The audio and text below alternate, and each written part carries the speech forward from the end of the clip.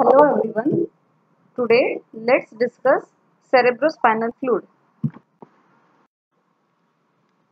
Cerebrospinal fluid, that is CSF, is a modified tissue fluid present in the cerebral ventricles, spinal canal and subarachnoid space. The ventricles of the brain are the communicating network of cavities filled with cerebrospinal fluid and located within the brain parenchyma. As here you can see in the figure, the ventricular system is composed of two lateral ventricle, the third ventricle, cerebral aqueduct and the fourth ventricle. Hence, the entire CNS is covered with CSF. It is devoid of the lymphatic. Hence, the CSF replaces the lymphatics here. It is a part of extracellular fluid.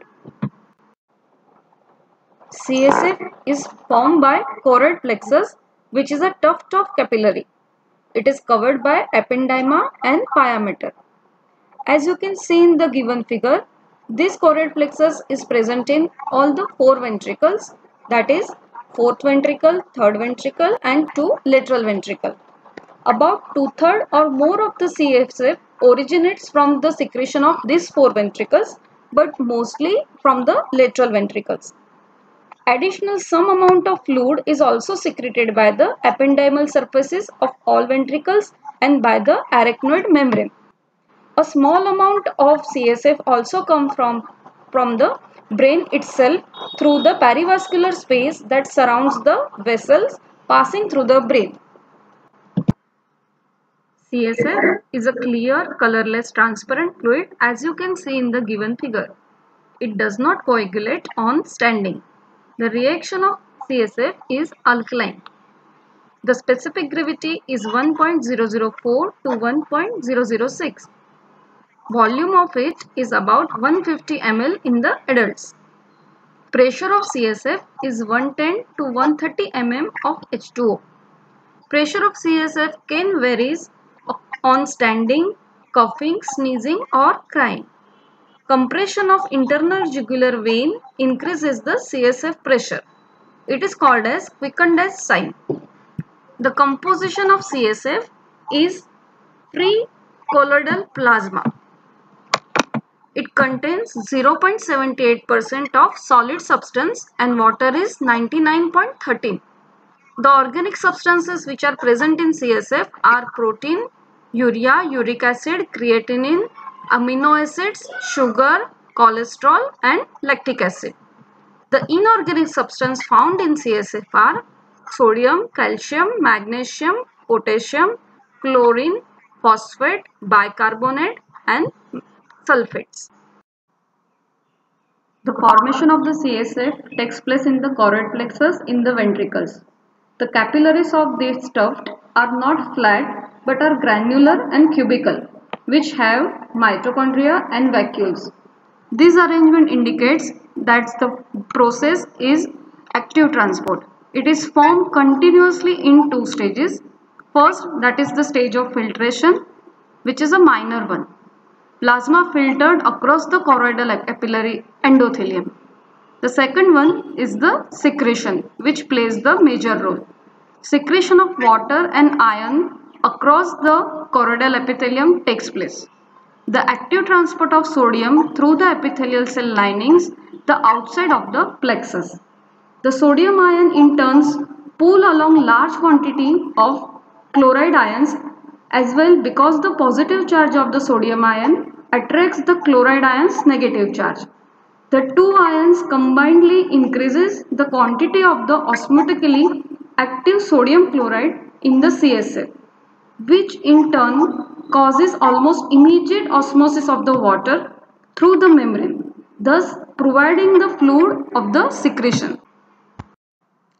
The circulation of the CSF takes place from the first and second lateral ventricles through the foramina of Monro, that is right and left interventricular foramina, to the third ventricle. Choroid plexus in the third ventricle adds more CSF. CSF flows down through the aqueduct of Sylvius to the fourth ventricle in the medulla. Choroid plexus in the fourth ventricle adds more CSF.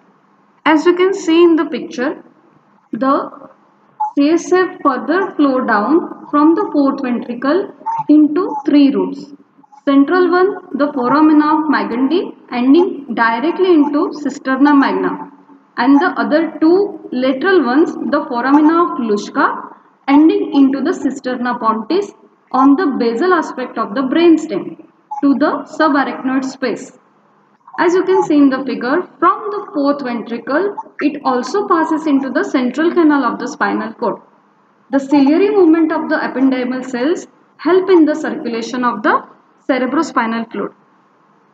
The cisterna magna is a continuous with the subarachnoid space that surrounds the entire brain and spinal cord. Almost all the CSF then flows upwards from the cisterna magna through the subarachnoid space surrounding the cerebrum. From here, the fluid flows into and through multiple subarachnoid villi that projects into the large sagittal venous sinuses and other venous sinuses of the cerebrum. The absorption of CSF occurs through the arachnoid villi, which are microscopic finger-like inward projection of the arachnoid membrane through the walls and into the venous sinuses. These arachnoid villi group together to form a macroscopic structure called as arachnoid granulation.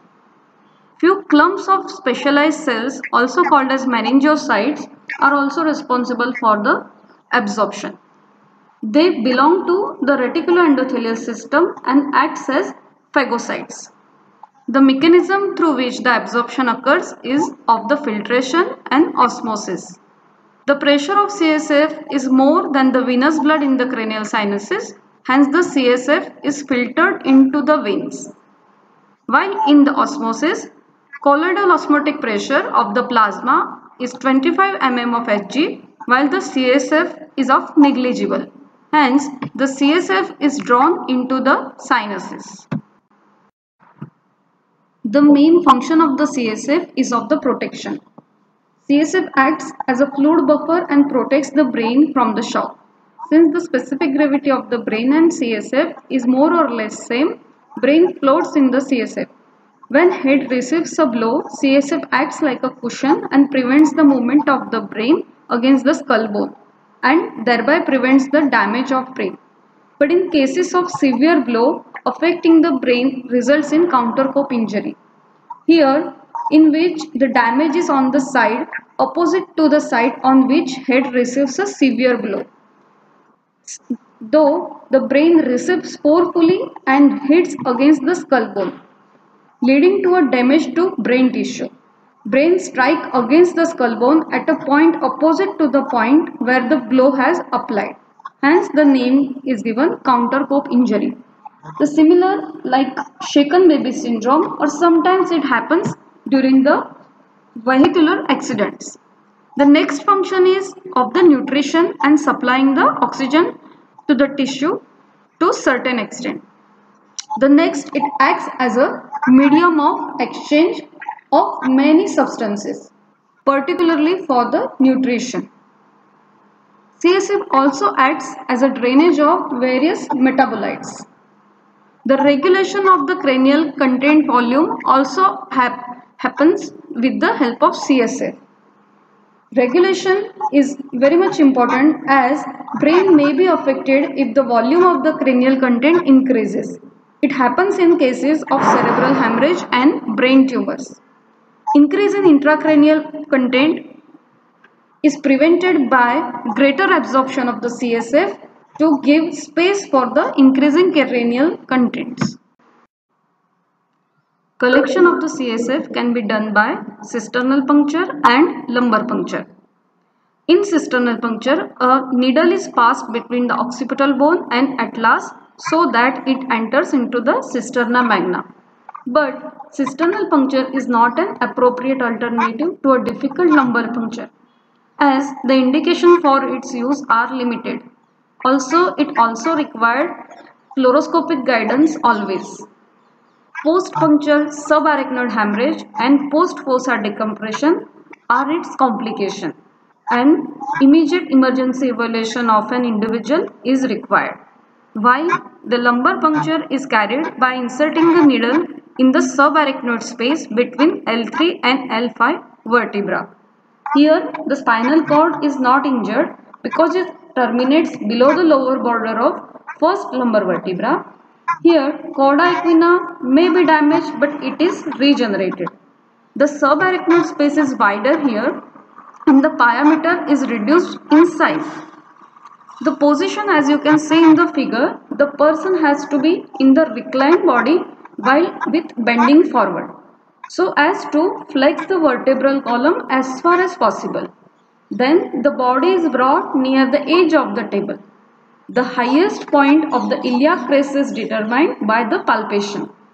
A line is drawn on the back of the subject by joining the highest point of iliac crest of both the side. Opposite to the midplane, this line crosses the fourth lumbar spine. After determining the area of fourth lumbar spine, third lumbar spine is palpated and a needle is introduced into the subarachnoid space by passing through the soft tissue space between these two spines. Lumbar puncture is a procedure which is carried out in complete aseptic precaution for collecting CSF for diagnostic purpose. It helps to diagnose serious infections such as meningitis, encephalitis, and other disorder of CNS such as Guillain-Barré syndrome or multiple sclerosis. Also, it can identify the cancers of brain and spinal cord. Various drugs are also injected like spinal anesthesia, analgesic drugs or chemotherapy drugs.